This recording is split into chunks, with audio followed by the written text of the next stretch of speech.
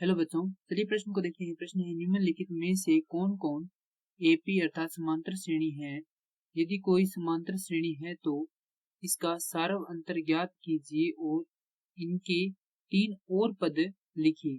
हमें एक श्रेणी दी गई है, हमें यह ज्ञात करना है कि वह समांतर श्रेणी है या नहीं है। यदि वह समांतर श्रेणी है तो हमें उसके 3 और पद ज्ञात करने हैं। श्रेणी दी गई है 0 दशमलव माफ कीजिए कोमा ऋणात्मक 4 कोमा ऋणात्मक 8 कोमा ऋणात्मक 12 कोमा डॉट डॉट डॉट। प्रश्न को हल करने से पहले प्रश्न की जो मुख्य अवधारणा है उस पर विचार करते हैं। मुख्य अवधारणा पर विचार करेंगे तो इस प्रश्न के लिए जो मुख्य अवधारणा है वह हो जाएगी समांतर श्रेणी।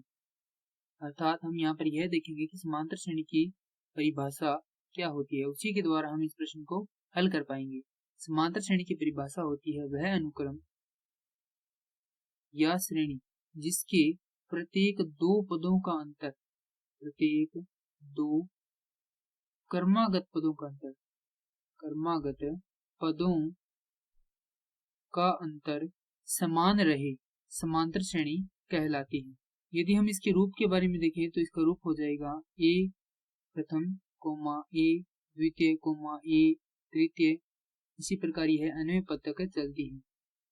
प्रथम पद है उसे हम ए द्वारा निरूपित करते हैं, द्वितीय पद को ए के साथ सार्वंतर को जोड़कर निरूपित करते हैं, तृतीय पद को सार्वंतर को प्रथम पद में 2 बार जोड़कर निरूपित करते हैं। इसी प्रकार अन्य पद के लिए हो जाएगा प्रथम पद में जो सार्वंतर है उसको अन घटाव 1 बार जोड़ते हैं। अब जो श्रेणी दी गई है उसे लिखते हैं। श्रेणी है 0 कोमा ऋणात्मक 4 कोमा ऋणात्मक 8 कोमा ऋणात्मक 12 कोमा इसी प्रकार चलती रहती है। अब हम इसका सार्वंतर डी ज्ञात करेंगे तो इसके लिए सूत्र होता है ए एन घटाव 1, जहां n बराबर 1 नहीं होगा उससे ऊपर कुछ भी हो सकता है, 2 3 4 5, जो भी हम पद लेना चाहें वह ले सकते हैं। जैसे कि यहाँ पर हम d बराबर लेते हैं, माफ कीजिए n बराबर 2 लेते हैं तो यहाँ पर द्वितीय पद आ जाएगा और जो एक पद कम होगा अर्थात यहाँ पे कौन सा आएगा, प्रथम पद आएगा। इसे सिद्ध करने के लिए हम क्या ले सकते हैं, यहाँ पर तृतीय पद में से द्वितीय पद को घटा देंगे, क्योंकि n का मान हम 3 लेंगे तो यहाँ पे कितना आएगा, 2 आएगा। अब इसे सिद्ध करेंगे तो यहाँ पर जो श्रेणी है उसमें जो प्रथम पद है हमारे पास वह है 0, यानी कि पहला पद 0 है। d को हम यहाँ पर ज्ञात करेंगे कि यह बराबर है या नहीं है। बराबर है तो यह समांतर श्रेणी है, अगर यह बराबर नहीं है तो यह समांतर श्रेणी नहीं है।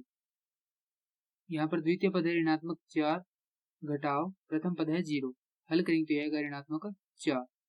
यहाँ पर तृतीय पद है ऋणात्मक 8 घटाव द्वितीय पद है ऋणात्मक 4, हल करेंगे तो यह आएगा ऋणात्मक 4, यानी ये दोनों बराबर है तो इसका मतलब सार्वंतर विद्यमान है और उसका मान है हमारे पास ऋणात्मक 4। इस श्रेणी के लिए सार्वंतर विद्यमान है, अतः यह क्या है कि समांतर श्रेणी है। अब हमें इसके 3 और पद लिखने हैं। हमें यहाँ पर 4 पद दिए गए हैं, हमें यहाँ पर ज्ञात करना है 5वां पद, 6ठा पद और 7वां पद। तो यहाँ पर इसके लिए सूत्र होगा a जोड़ 4d, क्योंकि यहाँ पे n घटाव 1 करेंगे अर्थात n का मान 5 है, 5 में से 1 घटाएंगे कितना आएगा, यहाँ पे 4 और साथ में है d। उसी प्रकार इनके अंदर हो जाएगा a जोड़ 5d और इसके अंदर हो जाएगा a जोड़ 6d। अब यहाँ पर हमें मान रखने हैं, o और d का मान हमारे पास है, तो a का मान हमारे पास 0 है, जोड़ 4 गुना में d का मान है ऋणात्मक 4, हल करेंगे तो यह होगा ऋणात्मक 16। इसे हल करेंगे तो यह होगा 0 गुना माफ कीजिए जोड़ 5 गुना में ऋणात्मक 4, हल करेंगे तो यह होगा ऋणात्मक 20। इसी प्रकार यह आएगा 0 जोड़ 6 गुना में ऋणात्मक 4 अर्थात यह हो जाएगा ऋणात्मक 24। अतः इस श्रेणी के अन्य 3 पद हैं ऋणात्मक 16, ऋणात्मक 20 और ऋणात्मक 24। यही हमारे प्रश्न का सही उत्तर है।